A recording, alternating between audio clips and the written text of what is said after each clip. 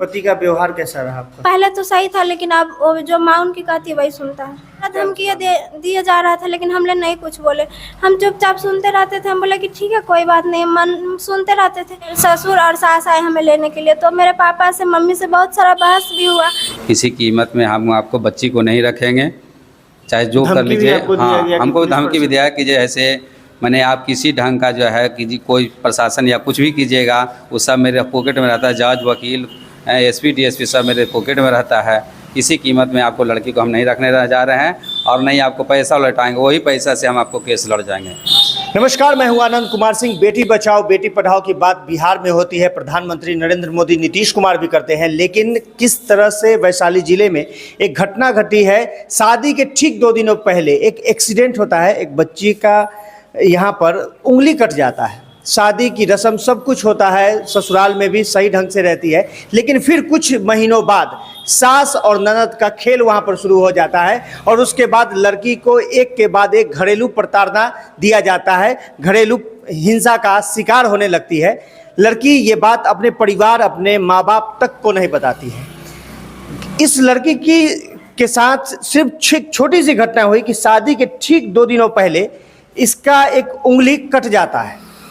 शादी की रस्म सब कुछ वैशाली जिले के रोहुआ ग्राम में आराम से होता है और काफ़ी खर्चीला शादी था। पिता किसी भी तरीके से कर्ज लेकर बेटी की वैवाहिक जीवन की शुभकामना दे रहे थे। खुद लड़की से जानते हैं कि किस तरह से उसको हिंसा का शिकार होना पड़ा और किस तरह से सास और ननद उसके मायके में आके छोड़ जाते हैं और उसके बाद जो पिता है वो लगातार कोशिश करते हैं कि किसी भी तरह से सामाजिक बातचीत करके लड़की का घर बस जाए, लेकिन लड़के के बाप, माँ और बहन के द्वारा ये कहा जाता है कि आपके पैसों से ही हम केस लड़ेंगे, एक पैसा आपका वापस नहीं करेंगे, लड़की को भी नहीं रखेंगे और डीएम, एसपी और पुलिस प्रशासन हमारे जेब में है। इसका एक उदाहरण भी देखने को मिला है। जब लड़के की गिरफ्तारी होती है तो भगवानपुर प्रशासन उसको दामाद की तरह मेडिकल चेकअप के लिए ले जाती है, हाथ में हथकड़ी तक नहीं लगती है। पेपर में भी ये लाइन लिखा हुआ होता है कि कैसे लड़का एक बड़े घर का है, उसको शर्म आता है। शर्म उसको तब नहीं आता है जब वो एक अपनी पत्नी को घर से निकाल देता है, घरेलू हिंसा होते रहता है, उस समय उस परिवार को शर्म नहीं आता है। आइए लड़की से बातचीत करते हैं कि क्या क्या आपके साथ घटनाएं होने लगी शादी के कुछ दिनों के बाद ही। मतलब शादी के बाद कुछ दिन के बाद हम लोग तो अच्छा ही थे, तो जब घर आए तो मेरे मतलब अगस्त में आए थे, 9 अगस्त को रक्षाबंधन का समय था, तो हम आए थे राखी बांधने। भाई 2 भाई हैं तो दोनों भाई को आए थे राखी बांधने। तो जब राखी बांधने आए तो मेरी सास लेके आई थी वहाँ से। पहले तो पूछी कि पापा घर से आ रहे हैं, हम बोले नहीं आ रहे। तो ठीक है चलना 2-3 दिन बाद, हम बोले ठीक है आ जाएंगे। जब वहाँ से आए हैं तो सास भगवानपुर रुक गई और ननद और ड्राइवर हमें घर छोड़ने आया। तो ये जो कहानी शुरू हुई, जैसे शादी हो गया, उसके बाद कब से ये इस कारण को लेकर आपको के साथ प्रताड़ना हुआ, ऐसा खेल कैसे शुरू होने लगा कि मतलब मेरे शादी तो हुई थी 19 नवंबर को और 17 नवंबर को मेरा अंगूठा कट गया था एक्सीडेंट के समय। जब अंगूठा कट गया था तो हम कुछ दिन ससुराल रहे, 2 दिन रहे, फिर आए, फिर उसके बाद फिर गए। तो मेरा एग्ज़ाम था बीए पार्ट 3 का, तो हम एग्ज़ाम देने आ गए। तो उस समय 1-1.5 महीना एग्ज़ाम चलता है, तो हम रह गए थे 1-1.5 महीना। तो वहाँ जब एग्ज़ाम देने आए तो मेरे ससुर और सास आए हमें लेने के लिए, तो मेरे पापा से मम्मी से बहुत सारा बहस भी हुआ, लेकिन फिर बाद में बोले कि अच्छा कोई बात, फिर लेके हमें चले गए।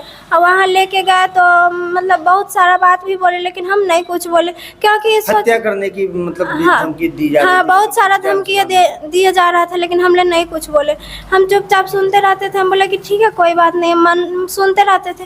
तो एक बार मम्मी को भी बताया तो मम्मी बोली अच्छा जो ठीक है जो आ जाना रक्षाबंधन में।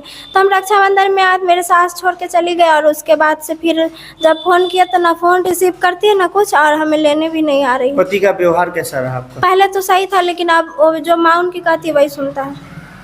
तो देख रहे हैं, और यहाँ पर हम के लड़की के पिता से भी बातचीत करना चाहेंगे। ये पूरी घटना को हम लोग जान रहे हैं, किस तरह से समाज में भी जाकर ये लगातार पैरवी कर रहे थे कि किसी तरह से परिवार बसा रहे।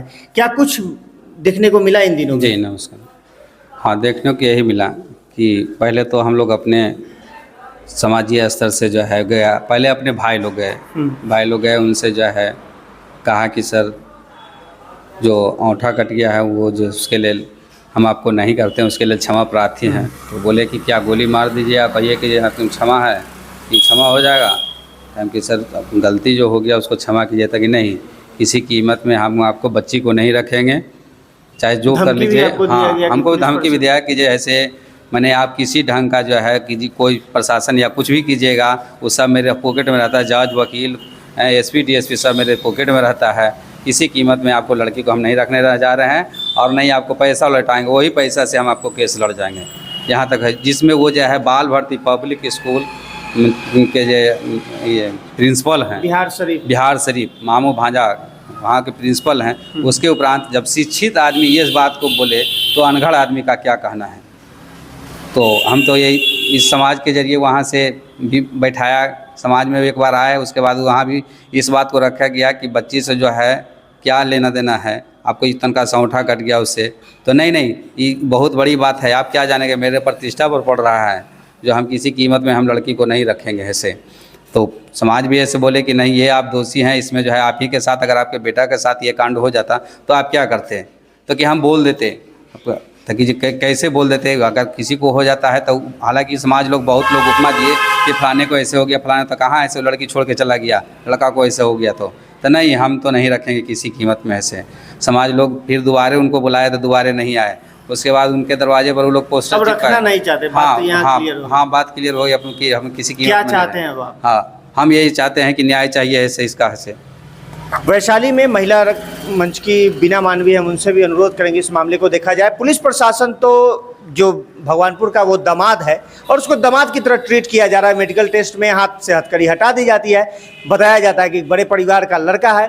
तो अब जान जाइए कि एक किसी भी लड़का हो या लड़की हो, अगर लड़के का ही उंगली कट जाता, बाएं हाथ की उंगली अगर कट जाती या उसके साथ कोई दुर्घटना हो जाता तो ये परिवार, इनकी माता हैं, पिता हैं, लड़की खुद है, ये लड़की भी उस लड़के को नहीं त्यागती। अगर उस लड़के का पैर कट जाता, हाथ कट जाता, उसके साथ कोई घटना घट जाता, देखिए घटनाओं को कोई नहीं जानता है, लेकिन उसके बाद इस तरह की चर्चा सामने आती है। बिहार में दहेज प्रथा को लेकर हर दिन कोई ना कोई घटना होती है, हर कोई ना कोई बेटी, कोई ना कोई बहन इसकी शिकार होती है। ये वीडियो हमारा उस माँ बाप के लिए है, उस भाई के लिए है जिसके बहन के साथ अगर इस तरह की अगर घटना हो, एक मासूम सी बच्ची को एक 25 साल पालने पोसने के बाद जब इस तरह का समय आता है तो ज़रूरत है कि आप सभी लोग इंसाफ के लिए खड़े होइए। वीडियो को ज़्यादा से ज़्यादा शेयर करें। आप सभी धन्यवाद।